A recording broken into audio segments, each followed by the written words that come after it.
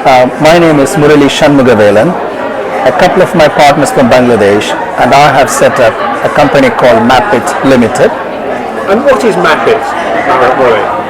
MApp-IT Limited is a company that actually specializes in data collection that is used in large-scale international development projects. So how does it work? Large-scale international development projects need constant monitoring and evaluation, and especially when it happens in relatively remote areas, and when it happens at a wider scale, let's say at a national level, it becomes a very resource-intensive task to collect data, and also it can be quite challenging when you collect data at different levels and so on. So what we have come up with an idea. We use mobile app to collect this data, and it can be uploaded when there is a connection to the central project base, let's say. So it works offline? It works offline. The reason is most of these international development projects are implemented in a relatively, what can I say? In infrastructure-wise challenging locations. Therefore, the way it happens is that we always have a international development project headquarters. Let's say they're located in a country's important towns or cities, which actually come with good infrastructure, communication infrastructure. So what happens then?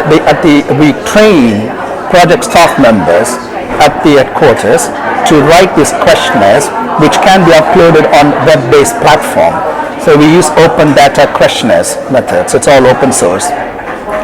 And the project staff members from time to time, depending on their project needs and implementation, monitoring and evaluation requirements, so to speak, they can send these questionnaires online. It will stay on the server.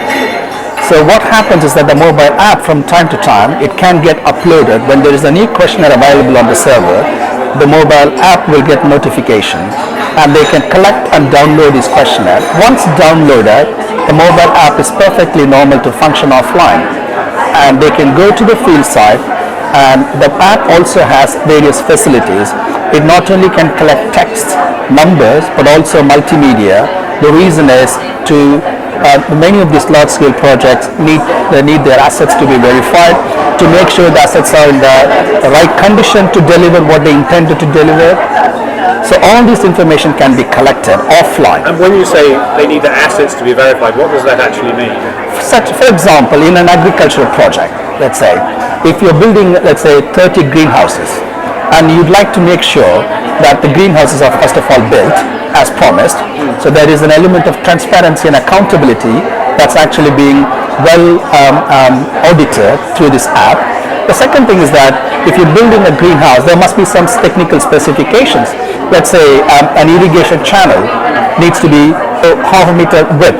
So how do you do that? So you can easily, those sort of little details can be shown in photographs. Shown in photograph, and I think it's extremely useful in terms of resource intensiveness, because to send, let's say, an irrigation engineer to put an expert, a body on the field, to visit, to make sure that he or she visits all the irrigation sites, let's say, that would cost a lot of money. Instead, you can have one expert in the headquarters who could simply look at images and actually produce further actions and give more instructions. So that sort of verification.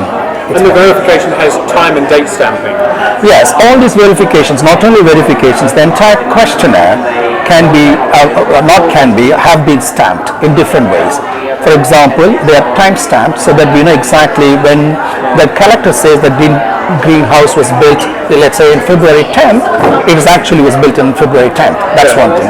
The same way, it can also be security stamped in terms if the data collector goes to a place which is actually not particularly safe environment, so you know exactly where your movements of your data collectors are.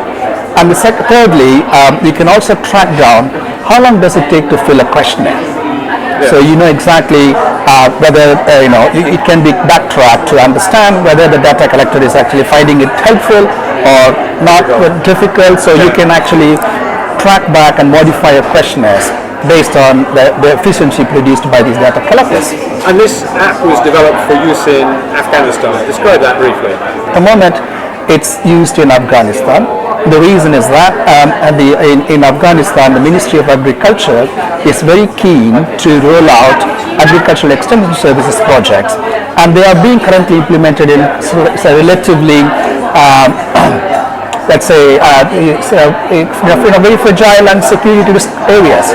So it's very hard for people to go and verify, and it needs to happen on a daily, on a periodical basis. Not only that, you also need to provide continuous support to these farming communities. So how do you ensure doing that? So we go to these data collectors go to the field, local people, and I think it's important to mention one thing here. This particular app, in some sense, effectively decentralizes or rather democratizes the activity of monitoring and evaluation. What's happening at the moment in international development project, monitoring and evaluation or asset verification, is just another law, another activity, and not particularly looked at when designing the project. Yeah. But this app forces you to think.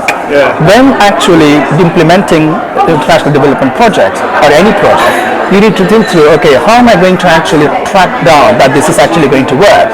So your implementing activity should speak to the questionnaire very clearly.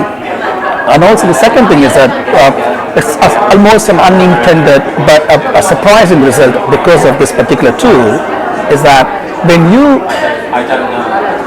collect monitoring data in conventional terms, it has a particular time span to come back to headquarters, and by the time some of these may have moved on project activities, so it will be late. Sometimes monitoring and evaluation are often couched under lessons learned. Yeah. But whereas in this type of a typical tool, you immediately get the answers. Yeah. You're immediately able to, because in near real time. In real time. So the real time management is actually much more much more useful than looking back at what could have happened. So who might use it in Africa, for example? I think it can be used by any project that requires constant data monitoring. For example, health-related data, or agricultural-related data, or security-related data, or even public services movement. If we want to actually make sure that this particular aid is actually reaching at the right point and people have received humanitarian assistance at the right time, and plotting that, all sorts of possibilities. And are you looking for partners to develop the app? Oh, definitely. We are absolutely delighted to have partners, especially from Africa.